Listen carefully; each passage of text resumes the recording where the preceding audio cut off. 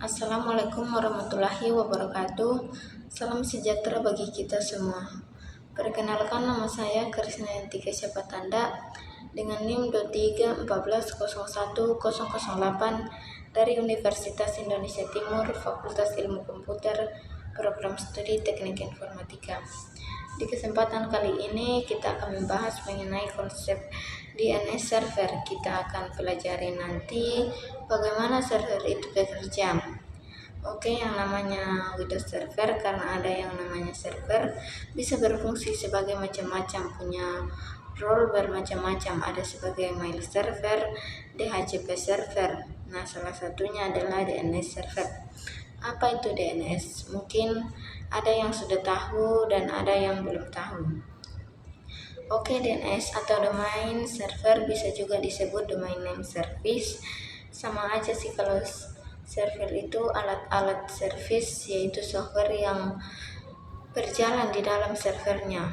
Server itu adalah bagian yang namanya dunia jaringan komputer, yang namanya perangkat-perangkat, yang namanya alamat web server itu akan tersimpan di dalam perangkat komputer, perangkat server, dan yang namanya server maupun klien atau komputer, apapun yang terhubung ke jaringan itu punya IP address, IP Internet Protocol Address. Dan yang namanya Internet Protocol Address itu semua udah pada tahu ya, apalagi kalau yang sudah tahu tentang jaringan komputer, yaitu identitas perangkat di jaringan yang namanya IP yang 10.10.100.122 atau 192.168.1.100 dari kelas A, kelas B, kelas C. Pada dasarnya yang namanya perangkat itu memiliki IP address. Sebenarnya nggak punya yang namanya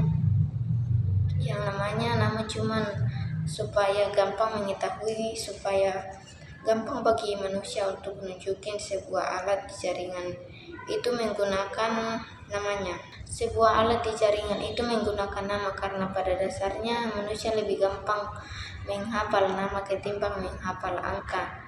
Kayak misalnya manusia namanya si Budi, HP-nya nomor induk kependudukannya panjang banget.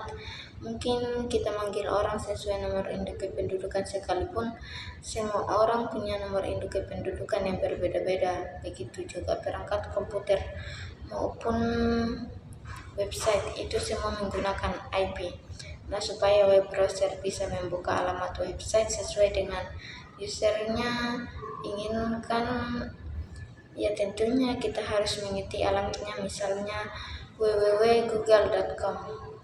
Kemudian apabila kita ketik di web browser, maka akan diarahkan oleh DNS server ke IP addressnya si Google, mungkin 12 titik sekian. Ya, ini misalnya alamat Google seperti ini, saya nggak tahu alamatnya. Oke, jadi konsep dari DNS ini adalah menerjemahkan alamat yang bisa dibaca oleh manusia ke dalam bentuk IP. Analogi gampangnya seperti phone book, seperti address book di dalam nomor catatan telepon di handphone. Nah, kalau orang kan punya nomor handphone, itu ada nomor teleponnya, kartunya, ada SIM cardnya, ada nomor teleponnya.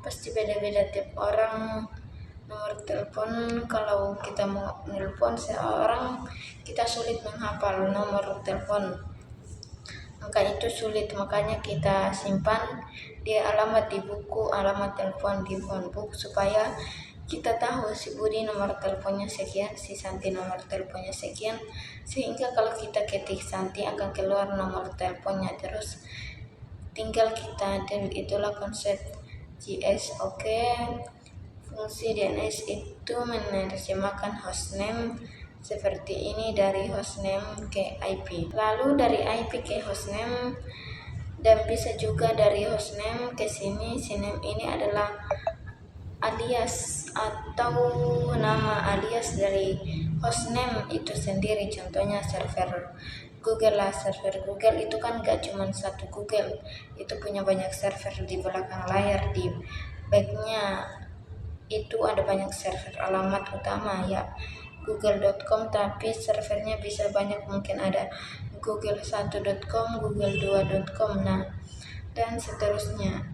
Dan fungsi dari CNAME ini, dari DNS server ini bisa menerjemahkan ke CNAME. Jadi saat membuka google.com yang tampilannya di browser tetap google.com, tapi di belakang layar di backnya dia mengarahkan pengguna untuk mengakses salah satu server Google, mungkin Google yang satu, mungkin Google yang dua, atau mungkin Google 3 dan seterusnya. Kira-kira begitulah singkatnya konsep dari domain name server itu di DNS. Oke, contoh kali ini di simulasi network di VirtualBox. Jadi kita punya network switch, ini VirtualBox host only adapter ya, kemudian ada servernya yaitu JKT DC1 yang kita udah bikin, kemudian JKT server 1 yang juga sudah kita bikin. Oke, kita coba lihat di sini server ini DC1. Nah, ini Active Directory utama, yang ini DC1 ini JKT. Kita masuk ke menu DNS. Oke, di sini daftar perangkat yang terhubung yang terdaftar di DNS Server Manager di JKT DC1. Ini cuma satu. Kalau kita mau lihat lebih mendalam, kita klik Tools, kemudian klik DNS. Nah, di sini kita bisa lihat di bagian Forward Lookup Zone. Kita klik aja di sini. Ada domain yang kita bikin, sukasuka.com. Kita lihat di sini. Nah, di sini jadi sukasuka.com. Ini tidak hanya mengenai alamat sendiri, yakni name servernya JKT ini, tapi juga mengenali IP-nya sekian-sekian. Dia juga mengenal perangkat tentangnya, perangkat yang terhubung dengan dia yang sudah join ke domain, yakni JKT server 1, JKT RV1. Dia alamatnya ini 192.168.56.12. Oke, itulah konsepnya. Oke, ini secara prakteknya yang simpel aja tentang DNS.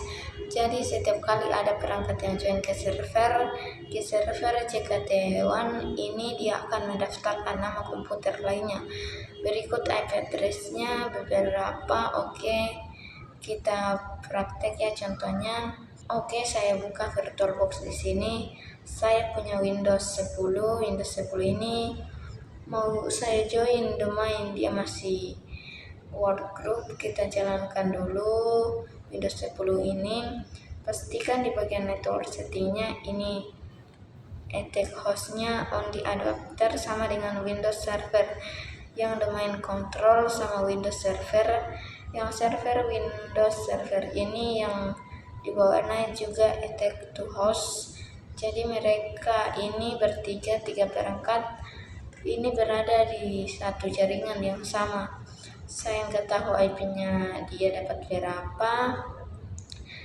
Ini Win10 ini kita lihat aja. Oke, kita login. Ini sudah login. Sekarang kita lihat IP-nya dulu. 92.168.56.113. Ini IP yang didapat dari DHCP servernya VirtualBox. Oke, kita masuk ke Windows. Yang ini maksud saya.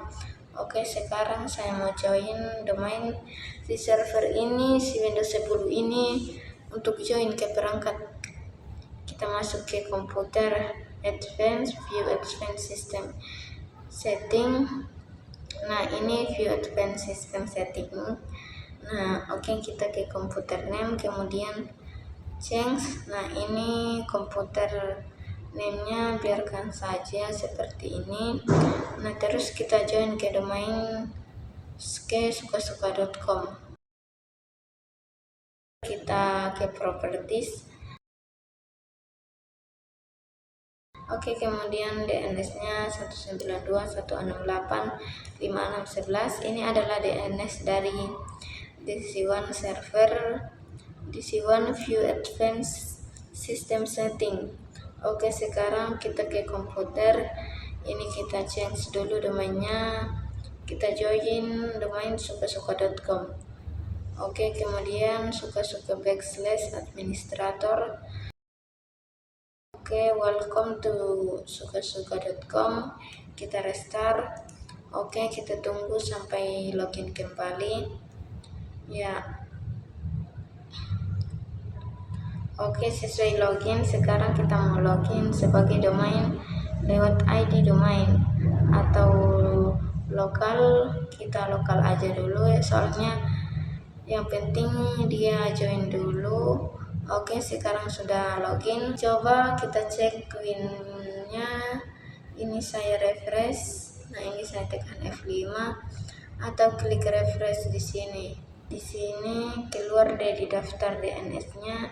Di sukasuka.com ini ada perangkat baru Win10 -1, IP-nya 192.168.56.133. Oke, jadi ada yang baru join domain, langsung ke daftar di DNS servernya, di domain controllernya. Contohnya si Windows 10 tadi yang sudah join domain, ada hostname-nya apa, terus full file domain name-nya, ini nama lengkap dari perangkat beserta dia jago join ke domain apa, begitu juga IP address-nya.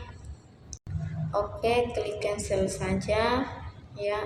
Oke, itulah sedikit praktek mengenai DNS server. Ya, di sini prakteknya hanya sebatas kita belajar konsepnya, kemudian kita pelajari bagaimana saat perangkat itu terdaftar di DNS servernya, saat dia join domain, dan seperti biasa kalau mau lebih jelas silakan Anda praktek dulu tentang DNS ini. Anda join, bikin sebuah komputer klien di VirtualBox, kemudian coba join domain ke perangkat server yang sudah ada. Oke, kalau begitu di kesempatan kali ini kita sudah membahas mengenai konsep DNS server beserta contoh prakteknya melalui join domain dan registrasi perangkat tersebut di DNS server domain controller.